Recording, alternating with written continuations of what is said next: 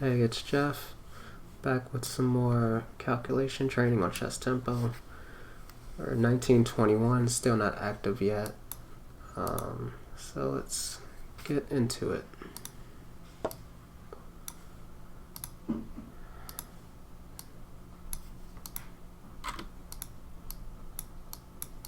Okay, here we go. Time for 10 minutes, pretty much.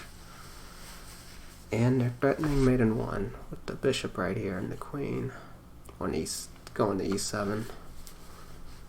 So, can't allow that.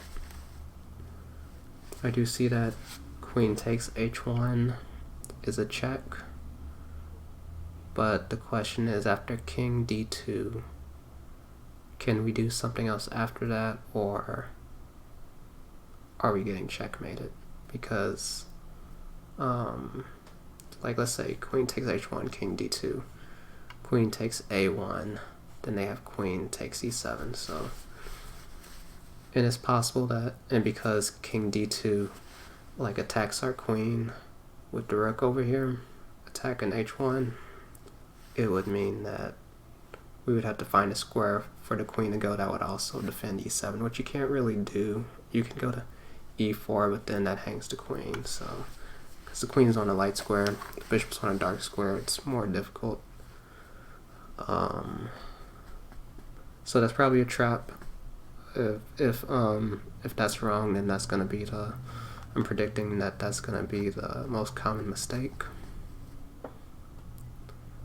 For some reason, and also I didn't really look at candidate moves. I just kind of noticed what white wants to do. Noticed an obvious move that black has, but yeah, we should really look at other candidate moves. And also maybe calculate that further, like maybe in some universe that helps. But I don't think it does. I'm looking at castle though. If we castle 1, we still have the threat on the rook on h1. And sure, they could take the bishop, but if they take the bishop with either piece, the bishop or the queen, maybe queen takes h1 after that is still winning for us. So that could be the whole point of tactic there, is just to know that queen takes h1 looks attractive, but ends up failing, and castling will allow you to have a threat. But also, if they move the rook, so let's say we castle and then they don't go for the bishop, they move the rook to g8 or f8, g1 or f1, then the bishop on a3 is hanging. So then we would be able to do bishop takes a3. And the reason that king moves don't work other than castling is that when they take on e7, like let's say queen takes e7 would probably be the best move in all those situations. That's with check, and then you have to move again, and then they could save the rook. So that's why castle has to be the right move out of the king moves, since white doesn't have a follow-up check after that, and we still keep the threat on the rook and the bishop.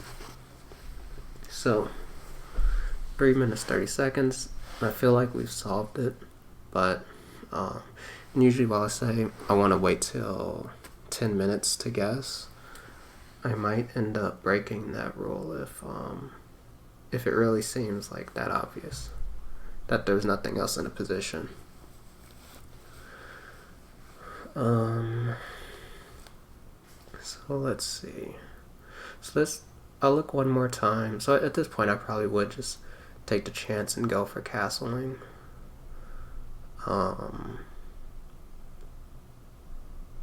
Well, okay, let's say if we castle and then bishop takes e7 with the threat of bishop takes f8, so winning more material, we can at least calculate to see if we're gonna be okay in that situation. So castle, bishop takes e7, queen takes h1, check, king d2, queen takes a1, bishop takes f8, king takes f8, in that situation, we have queen, knight, rook, and they just have a queen and knight. And their queen can't really, it can't really do any dangerous checks. Like, we're not getting backward mated. I do see in this position, if the queen was gone,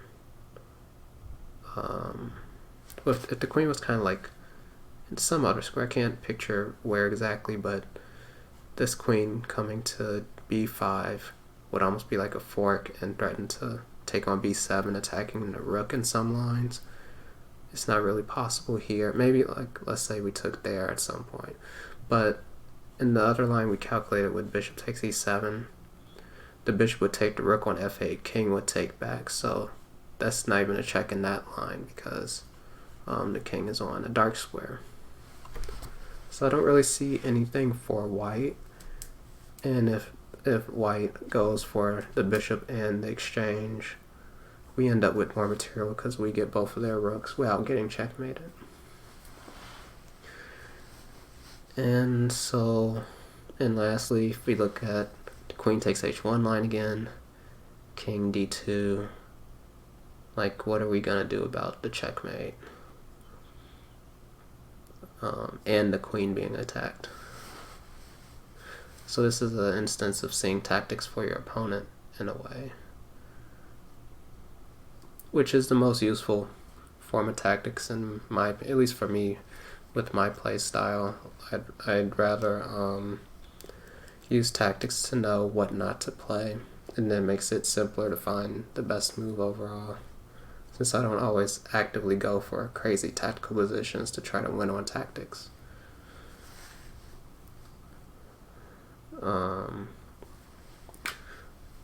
But before we play our castling move, one thing I always think is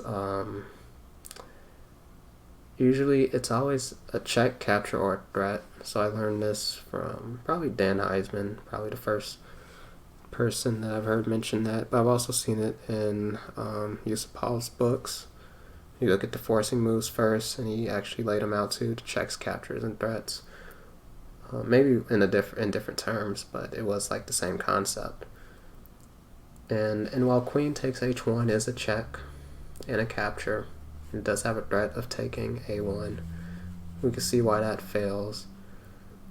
And if we didn't know what to do, we would look at all other checks, captures, and threats. So like queen takes knight here, queen takes pawn there, which it doesn't take too long to see that those don't help. And there's really no other, there's no other checks and there's no other captures in the position. We can't take that bishop because it's pinned to the queen. So the only other thing you could do, if you only see that there's this capture, is you have to look at other threats. So the reason that the queen takes the rook doesn't work, we've gone through it a million times now. It's because white has a good threat, but castle is a move that creates a threat of taking the bishop on a3 while maintaining the threat of taking this rook. So the castle is actually a threat, which is a kind of interesting way to look at this kind of position through the lenses of forcing moves, so checks, captures, and threats. So it's like adding another threat onto one that we already had. So, which is like the principle of two weaknesses in a way for like the strategic people out there. You create a weakness on one side of the board, then you create another weakness on the other side, and then attack both at the same time. So, okay, we've used enough time. I think it was like 3 minutes 30 seconds we had decided we would play castling. I decided to throw in a little mini lesson in, but we're gonna go for it. So if I miss something in this position, it'll be super instructive to me, because I feel like it's gotta be castling. It's gotta be. So let's go. Okay, so they take, and now we can probably take here and then take that. We gotta be careful because queen takes f8 is coming and is protected by the bishop. But the reason that this h5 pawn is here, I guess, and what makes this a tactic is that we will have the h7 square to escape. So it's about counting material right now. So queen takes h1, king d2, queen takes a1, queen takes f8 check, king h7, queen takes f7, why not? Well, queen takes c3 there. Well, no, king is on d2.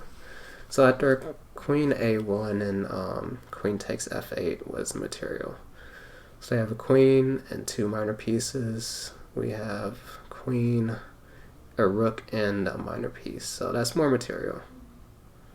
Now, is there something like if we had rook e8 and it was safe, that would draw the queen away, and then we would be able to take that. That would be better in some cases, but I don't think we can do anything like that. And also knight c6, attacking the queen, trying to draw that away. The benefit would be he wouldn't be able to do queen f8 because the rook would be able to take. But after knight c6, knight takes c6, we would then have one of the rooks to e8, pinning the queen. But I wonder, that's giving up so much material. Is probably more material to take this rook and then that rook than to go for that. We do know that if we take both rooks, we win in exchange. We have like a rook and a knight versus their bishop and knight. But let's look at this for a second. It's 11 minutes, but so knight c6, knight takes c6.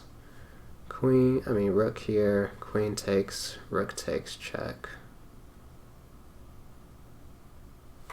I wonder if that is the answer. Or I wonder if one of them gives good move, but find a better one.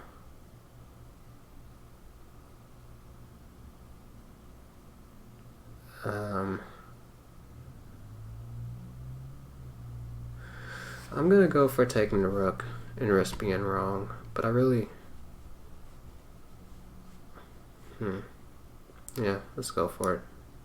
Oh no. Don't tell me it was knight c6. Because I just kind of half saw it. Okay. It was knight c6. Oh, and then you take. So I was looking at rook e8 here. But you can take and then... Oh, okay. So I don't understand it. I do not understand the move orders right now. So let's take a look.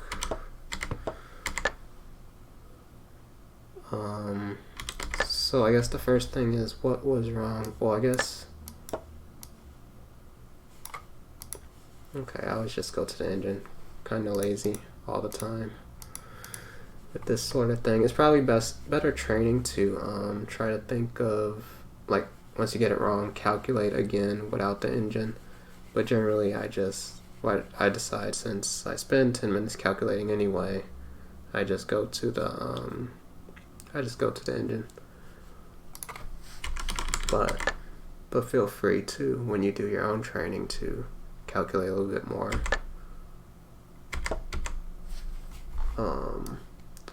See, I did kind of see that it does start to run into, and I did see this towards the end too, but I just assumed that it would be okay, but this looks very bad for black.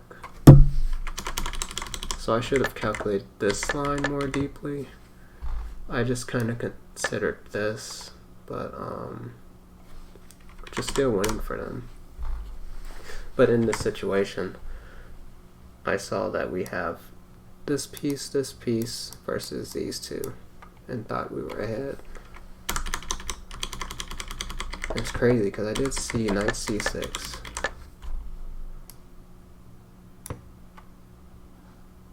And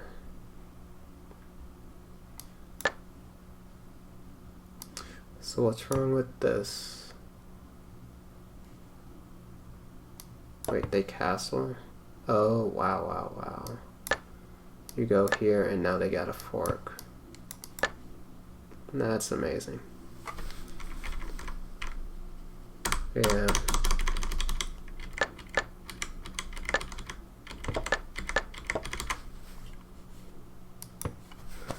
Yeah, so in this position,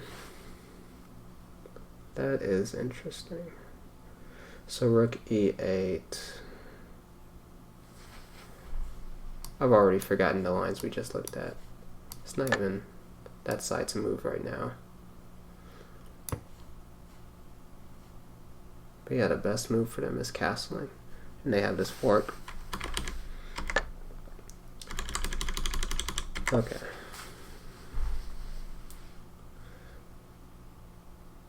Sorry, I'm not really being that clear. I'm just trying to understand what's going on, and then I kind of forget the lines I just looked at. I don't know why. But let's see. And I'm just going forward on the keyboard, but because it's got some of the lines I already put in, it's kind of messing me up, because I'm just trying to look at the solution again and visualize how I would have seen it.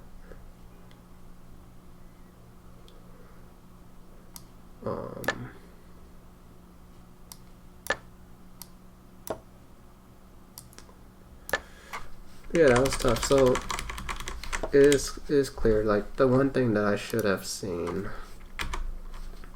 Let's see, where did the position start? Okay, here. I should have seen that after all the queen takes f8 and the king h7 line, that knight f5 is really just unstoppable. I was kind of thinking that with the queen on a1, I would take on c3, but the king is on d2. And once I realized that, I just kind of stopped calculating, and I didn't really pay attention to white's threats at that point. And then I did see knight c6 after castling. So at this point I did see knight c6. And what I did not see, I just felt like, okay, that was the other thing I looked at, was at this point I just assumed if they take,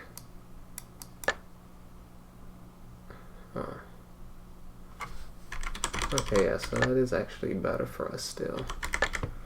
But they have other moves. I got too lazy. I just assumed that they would be able to... Actually, no, not that one. I meant, oh, so they wouldn't be able to take f8 because it's pinned. Okay, that was another mistake that I made in my calculating. And yeah, it doesn't really matter here. You still get the same situation if you want to look at taking a rook. And I realize I'm not making sense at this point.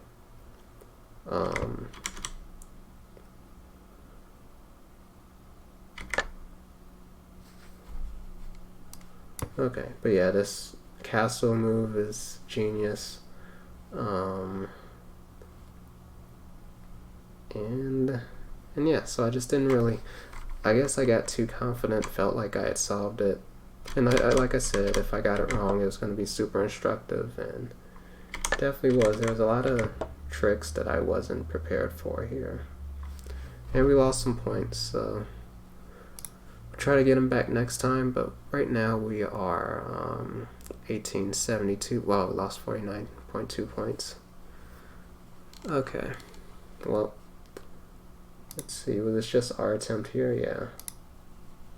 And let's see the mistakes. 1 c5. I didn't even consider that. I guess they were just trying to get rid of the checkmate threat and attack the knight. Although you're not really threatening the knight with taking the pawn, because that would open the diagonal up again for queen e7. But the most common mistake is actually 2 queen h1. Which is what I did, right? I don't remember. And then the next most common mistake was rook e8 here. So rook f8 actually. They didn't really go rook a8 a lot of the times. And maybe the reason that rook ae8 wasn't played as much was because they thought, like me that they would be able to go queen takes and exchange off more material.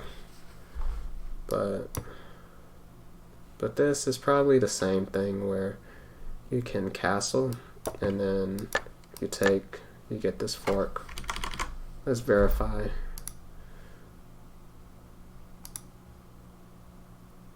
Yeah, so you can castle. Then if you take, they get this fork and they're winning. Okay, so that was it. We'll see you in the next one.